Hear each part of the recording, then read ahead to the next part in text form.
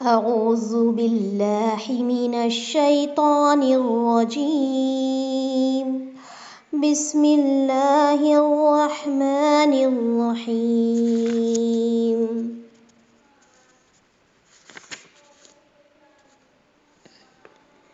أفمن كان على بينة من ربه ويتلوه شاهد منه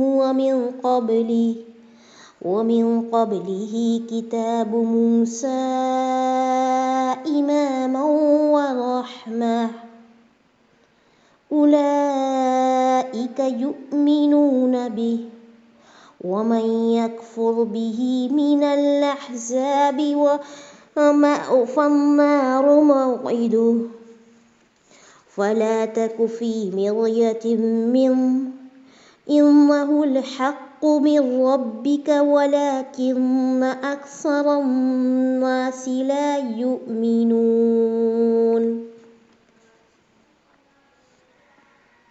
کیا وہ شخص جو اپنے رب کی جانب سے روشن دلیل پر ہو اور اس کے ساتھ اللہ کی طرف سے ایک گواہ ہو جو اسے پڑھ کر سنائے اور اس سے پہلے موسیٰ کی کتاب گواہ ہو جو پیشوا اور رحمت ہے، اوروں کے برابر ہو سکتا ہے؟ یہی وہ لوگ ہیں جو اس پر ایمان رکھتے ہیں، اور تمام فرقوں میں سے جو بھی اس کا منکر ہو اس کے آخری وعدے کی جگہ جہنم ہے۔ پس تو اس میں کسی قسم کے شک میں نہ رہ، یقیناً یہ تیرے رب کی طرف سے سراسر برحق ہے، لیکن اکثر لوگ ایمان لانے والے نہیں ہوتے۔ دیکھیے اس میں آیت نمبر 17 اور اس سے پہلے آیت نمبر 14 کا ترجمہ رہ گیا ہے، میں معذرت چاہتی ہوں۔ تو ایک بار ہم پھر سے سورہ ہود کی آیت نمبر 14 کو پچھلی طرف سے دیکھ لیتے ہیں، اس کے بعد انشاءاللہ 17 پر آتے ہیں ہم۔ تو دیکھیے فَإِن لَّمْ يَسْتَجِيبُوا لَكُمْ فَاعْلَمُوا أَنَّمَا أُنزِلَ بِعِلْمِ اللَّهِ، اگر وہ تمہاری اس بات کو قبول نہ کریں تو یقیناً جان لو کہ قرآن تو اللہ کے علم کے ساتھ اتارا گیا ہے، اور یہ کہ اللہ کے سوا کوئی معبود بھی نہیں۔ کیا تم مسلمان ہوتے ہو؟ تو ترجمہ شاید رہ گیا ہے، لیکن ہاں تفسیر میں نے ابھی آپ کے سامنے بیان کی ہے۔ تو اللہ تعالیٰ نے یہاں پر صاف کہہ دیا ہے کہ اگر وہ قبول نہ کریں، کہ ضروری نہیں ہے ہر ایک کو قبول کروانا، اے رسول صلی اللہ علیہ وسلم آپ کی ذمہ داری ہے، لیکن تم یہ جان لو کہ قبول نہ کریں کہ قرآن تو اللہ کے علم کے ساتھ ہے، اور اللہ کا علم آپ سوچئے کہ کتنا زیادہ ہوگا اور کس درجے کا ہوگا۔ اور سب سے بڑی بات اس میں یہاں بیان کی گئی کہ لا اللہ الہ الا ہو، سب سے جو مین بات ہے، قرآن کا جو سرچشمہ ہے اور جس نے یہ قرآن نازل کیا گیا کہ نہیں کوئی معبود مگر صرف ایک وہی۔ اور پھر سوال کیا گیا فَهَلْ أَنْتُمْ مُسْلِمُونَ، کیا تم مسلمان ہوتے ہو؟ یعنی کہ اس کے بعد بھی کہ تم اس چیلنج کا جواب دینے سے قاصر ہو، اور ظاہر ہے انسان کیا کہے گا کہ یہ جو علم ہے اس کے مقابلے کا کوئی علم، کوئی آیت 2 یا 4 کوئی بنانے کے لائق ہوا؟ یہ چیلنج آج تک قائم ہے، کتنی صدیاں گزر گئیں لیکن کوئی بھی قرآن کے مقابلے کی کتاب نہیں آئی ہے۔ اور یہی دیکھیے اس کی صداقت کی گواہی ہے کہ کوئی بھی کتاب کتنی بھی اس کی کاپیز چھپ گئی ہوں، لیکن قرآن سے زیادہ جو پبلشنگ ہے وہ کسی کتاب کی نہیں ہوتی۔ تو اللہ تعالیٰ فرماتے ہیں کہ اس بات کے بعد بھی تم مسلمان کیا ہوتے ہو، یعنی کہ اس بات کو جاننے اور ماننے کے باوجود بھی لوگ اسلام قبول نہیں کرتے۔ تو یہاں پر اللہ کے رسول صلی اللہ علیہ وسلم سے آپ دیکھیے کہہ دیا گیا کہ آپ تو صرف نذیر ہیں، ڈرانے والے ہیں، آپ اپنا کام کرتے چلے جائیں خواہ کہ انہیں برا لگے کچھ لوگوں کو۔ پھر اس کے بعد وہی آیت میں نے آپ کو بتایا کہ ان کی ہٹ دھرمی کی جو وجہ تھی دنیا کی محبت اور دنیا کے کام، جس میں یہ غفلت والے لوگ الجھ جاتے ہیں۔ اللہ تعالیٰ فرماتے ہیں کہ ہم انہیں دنیا میں بھرپور پہنچا دیتے ہیں، یہاں پر انہیں کوئی نہیں کمی کی جاتی، لیکن آخرت میں آپ نے ابھی سنا کہ آگ کے سوا اللہ تعالیٰ نے فرمایا ان کے لیے کچھ نہیں ہے، اور یہ آگ کا عذاب کوئی آسان کوئی ہلکا عذاب نہیں ہے۔ وَحَبِطَ مَا صَنَعُوا، ساتھ میں جو کچھ انہوں نے دنیا میں بڑے بڑے پلان بنائے تھے، جو کچھ انہوں نے اپنے ان کی امیدیں تھیں بنائی ہوئی، وہ سب کچھ بیکار چلی جائیں گی۔ وَبَاطِلٌ، سب کچھ بیکار، جو عمل کرتے رہے وہ برباد ہو گیا۔ اللہم اعاذنا اللہ منہا۔ پھر آپ دیکھیے ہم آتے ہیں آیت نمبر 17 پر کہ اللہ تعالیٰ فرماتے ہیں جو انسان افمن کانا، اس کو غور کریے اس انسان پر جو اپنے رب کی طرف سے روشن دلیل پر ہے، اور اس کے ساتھ اللہ کی طرف سے ایک گواہ ہو جو اسے پڑھ کر سنا ہو، اور اس سے پہلے موسیٰ کی کتاب بھی گواہ ہے جو پیشوا ہے اور رحمت ہے۔ کیا اوروں کے برابر ہو سکتا ہے ایسا انسان؟ پھر اللہ تعالیٰ نے فرمایا کہ جو ہے یہی لوگ ہیں جو اس پر ایمان رکھتے ہیں، اور تمام فرقوں میں سے جو بھی اس کا منکر ہو، پھر کہا گیا کہ اس کا جو ٹھکانہ ہے وہ جہنم ہے۔ بار بار قرآن مجید کھول کر بیان کرتا ہے کہ ماننے والوں کا انجام کیا ہے، نہ ماننے والوں کا انجام کیا ہے۔ یعنی کہ جن کے اندر یہ اوصاف پائے جائیں وہ قرآن کریم اور نبی کریم صلی اللہ علیہ وسلم پر ایمان لائیں گے، یعنی کہ جو روشن دلیل پر ہو اور جو موسیٰ علیہ السلام کی کتاب پر بھی ایمان رکھتا ہو۔ اور پھر یہ جو جہنم کا وعدہ ہے وہ کس سے ہے؟ یہی منافقین ہیں، نہ ماننے والے مشرکین۔ تو دیکھیے تمام فرقوں سے یہاں پہ مراد جو ہے زمین پر پائے جانے والے مذاہب ہیں، جیسے یہودی، عیسائی اور بدھ مت، مجوسی، زرتشی، مشرکین، کفار وغیرہ، جو بھی آپ صلی اللہ علیہ وسلم پر ایمان نہیں لائے گا، ان کا ٹھکانہ جہنم ہے۔ یہ وہی مضمون ہے جسے ایک حدیث میں بھی بیان کیا گیا۔ تو حدیث سنیے، صحیح مسلم کی حدیث ہے، حدیث نمبر 153۔ قسم ہے اس ذات کی جس کے ہاتھ میں میری جان ہے، اس امت کے جس یہودی یا عیسائی نے بھی میرے بارے میں سنا اور مجھ پر ایمان نہیں لایا، وہ جہنم میں جائے گا۔ تو آپ صلی اللہ علیہ وسلم پر ایمان لانا پچھلی کتابوں کے ساتھ نہایت ضروری ہے۔ یہی مضمون جو ہے سورہ بقرہ کی آیت نمبر 62 میں، سورہ نساء کی آیت نمبر 150 سے لے کر 152 میں گزر چکا ہے۔ پھر اللہ تعالیٰ فرماتے ہیں کہ آپ کسی شک پہ نہ رہیے، یہ تو سراسر برحق ہے، لیکن لوگ ایمان لانے والے نہیں ہوتے۔ تو یہ جو ہے قرآن مجید پر یہ مضمون بھی بہت جگہ گزر چکا ہے۔ سورہ یوسف کی آیت ہے ایک، وَمَا أَكْثَرُ النَّاسِ وَلَوْ حَرَصْتَ بِمُؤْمِنِينَ۔ کیا ہے ترجمہ اس کا؟ تیری خواہش کے باوجود اکثر لوگ ایمان نہیں لائیں گے۔ یعنی کہ آپ صلی اللہ علیہ وسلم بے چین رہتے تھے، پریشان رہتے تھے، غمگین ہوتے تھے اس بات پر کہ میری قوم کے لوگ ایمان نہیں لاتے، میری امت کا کیا ہوگا، یہ غم تھا۔ اسی طرح سورہ سبا کی آیت ہے، کیا ہے آیت؟ وَلَقَدْ صَدَّقَ عَلَيْهِمْ إِبْلِيسُ ظَنَّهُ فَاتَّبَعُوهُ إِلَّا فَرِيقًا مِّنَ الْمُؤْمِنِينَ۔ ترجمہ ہے اس کا، ابلیس نے اپنا گمان سچا کر دکھایا، مومنوں کے ایک گروہ کے سوا سب اس کے پیروکار بن گئے۔ تو لوگ کس کو فالو کرتے ہیں؟ جب اللہ تعالیٰ پر ایمان نہیں لاتے، شیطانی راستوں پر، شیطان کے وعدوں پر، شیطان جو چیز اچھے بنا کے دکھاتا ہے اس کو اچھا سمجھتا ہے، تو لوگ اس کے پیچھے لگ جاتے ہیں، اس کے پیروکار بن جاتے ہیں۔ شیطان مختلف شکلیں بناتا ہے اور شکلیں بنا کر انہیں اپنا معبود بن کر دکھاتا ہے۔ تو ایسے ہی لوگ جن کو جانوروں کی شکل بنا کر یہ بہت سارے انسانوں کو اپنا معبود بنا دیتے ہیں، تو شیطانی راستے ہیں سارے وہ۔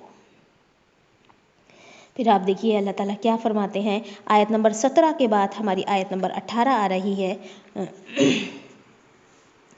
وَمَنْ أَظْلَمُ مِمَّنِ افْتَرَىٰ عَلَى اللَّهِ كَذِبًا أُولَٰئِكَ يُعْرَضُونَ عَلَىٰ رَبِّهِمْ وَيَقُولُ الْأَشْهَادُ هَٰؤُلَاءِ الَّذِينَ كَذَبُوا عَلَىٰ رَبِّهِمْ أَلَا لَعْنَةُ اللَّهِ عَلَى الظَّالِمِينَ الَّذِينَ يَصُدُّونَ عَن سَبِيلِ اللَّهِ وَيَبْغُونَهَا عِوَجًا وَهُمْ بِالْآخِرَةِ هُمْ كَافِرُونَ۔ ترجمہ، اس سے بڑھ کر ظالم کون ہوگا جو اللہ پر جھوٹ باندھے؟ یہ لوگ اپنے رب کے سامنے پیش کیے جائیں گے اور سارے گواہ کہیں گے کہ یہ وہ لوگ ہیں جنہوں نے اپنے رب پر جھوٹ باندھا۔ خبردار رہو کہ اللہ کی لعنت ہے ظالموں پر۔ جو اللہ کی راہ سے روکتے ہیں اور اس میں کجی تلاش کرتے ہیں، یہی آخرت کے منکر ہیں۔ اب اللہ تعالیٰ یہاں پر دیکھیے پھر ایک سوال کرتے ہیں، سوالیہ انداز میں اللہ تعالیٰ قرآن مجید کی جو سورہ نازل کی گئی آیات نازل کی گئی ہیں، تو اس کا مقصد آپ جانتی ہیں کہ خوب غور و فکر کرنا ہے اور اپنے آپ کو اس کردار میں تلاشنا ہے کہ کہیں ہم اس میں سے تو نہیں، یا ہمارے آس پاس جو ایسے کردار اگر موجود ہیں ان میں یہ نشانیاں ہیں اور ان کا انجام کیا ہے۔ سب سے پہلے تو انسان اپنے اوپر غور کر لے کہ اس سے بڑھ کر ظالم کون ہوگا جو اللہ پر جھوٹ باندھے، یعنی کہ سب سے بڑا ظلم انسان کا اللہ تعالیٰ کے مقابلے میں اللہ کے بارے میں ایسی باتیں کرنا جو اس کو پتہ نہیں،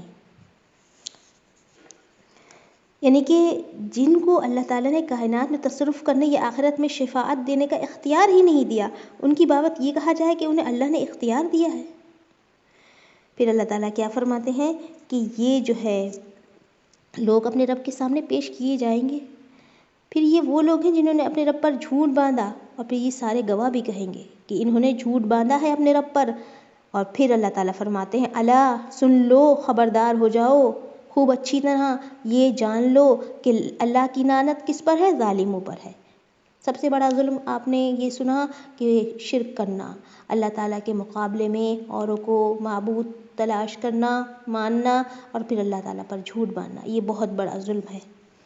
حدیث میں اس کی تفسیر اس طرح آتی ہے کہ قیامت والے دن اللہ تعالیٰ ایک مومن سے اس کے گناہوں کا اقرار و اعتراف کروائے گا کہ تجھے معلوم ہے کہ تو نے فلاں گناہ بھی کیا تھا، فلاں بھی کیا تھا۔ وہ مومن کیا کہے گا؟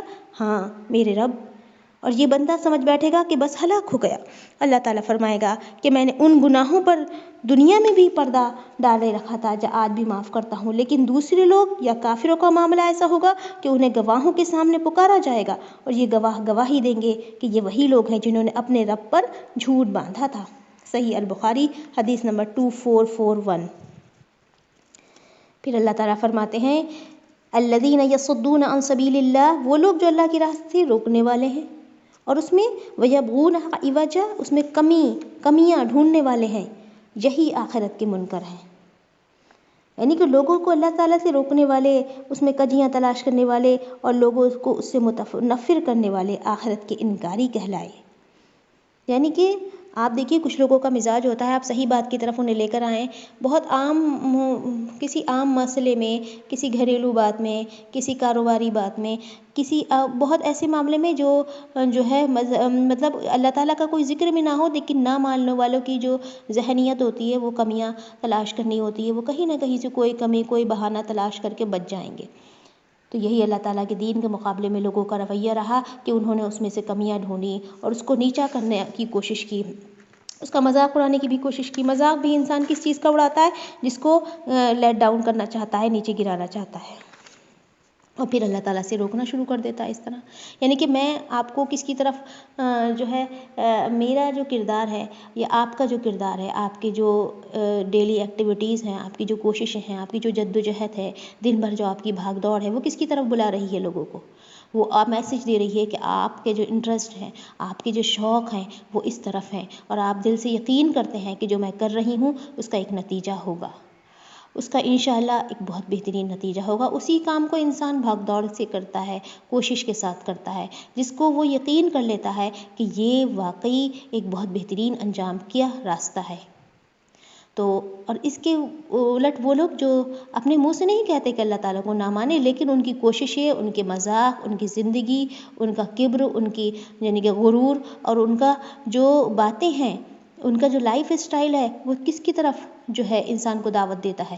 جو ان کے فالوورز ہیں وہ کس چیز کو اپریشیٹ کرتے ہیں، تعریفیں کرتے ہیں کہ یہ جو ہے دنیا میں اس طرح سے کوششیں کرتے ہیں اور ان کو دنیا میں کافی کچھ حاصل ہے، دنیا کی عزت، محبت۔ تو وہ لوگ جو جس لیے کوشش کرتے ہیں اسی کی طرف دعوت دیتے ہیں انڈائریکٹلی۔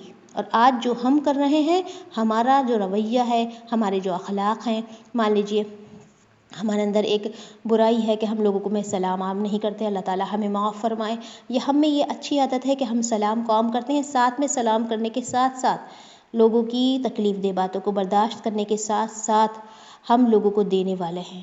خیر بانٹنے والے ہیں، لوگوں کے بارے میں جو اللہ تعالیٰ سے کچھ دور ہیں یا اللہ تعالیٰ کی کتاب سے دور ہیں، ان سے بھی بہت بہترین اخلاق کا جو ہے نمونہ پیش کرتے ہیں۔ تو یہی وہ چیز ہے جو دعوت دیتی ہے کہ واقعی جو ہمارا راستہ ہے قرآن مجید، جو ہمارا ایک مشن ہے، تو وہ واقعی ہم نے اس کا جو ہے اللہ تعالیٰ کی طرف سے حق ادا کرنے کی کوشش کی، لیکن اس کے لیے بہت بڑے صبر اور برداشت کی ضرورت ہے۔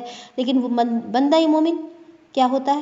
جو ہر طرح کی تکلیف کو برداشت کرتا ہے اور لوگوں کی طرف سے آنے والی تکلیف دہ باتوں کو برداشت کر کے بہترین اخلاق پیش کرتا ہے۔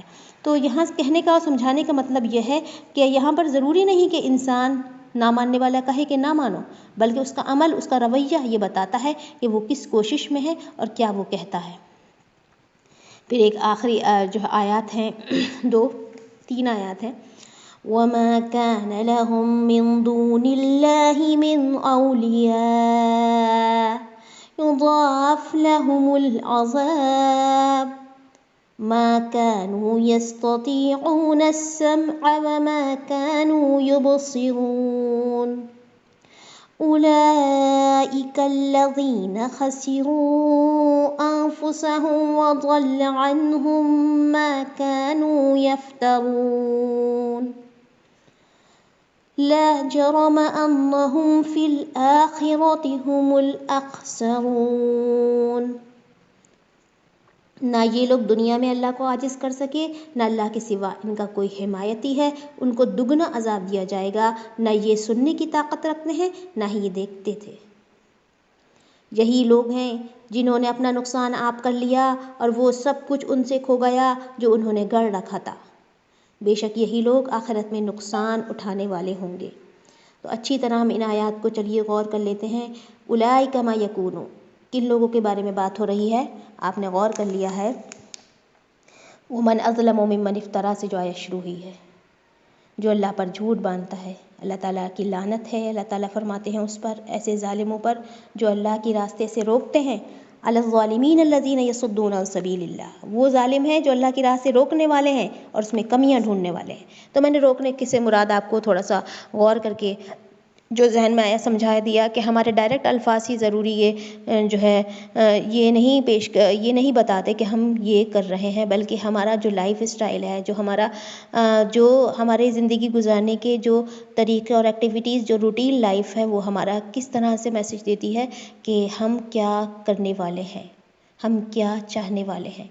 تو ہماری جو پریزنٹیشن ہے، ہمارا جو لائف اسٹائل ہے، وہ ہمارے اقربا، رشتہ داروں کے ساتھ اور ہمارے جو جاننے والے ہیں ان کے ساتھ ایک بہترین ریپریزنٹیشن ہونی چاہیے، دین کے نام پر، دین کے لیے، اللہ تعالیٰ کی رضا کے لیے۔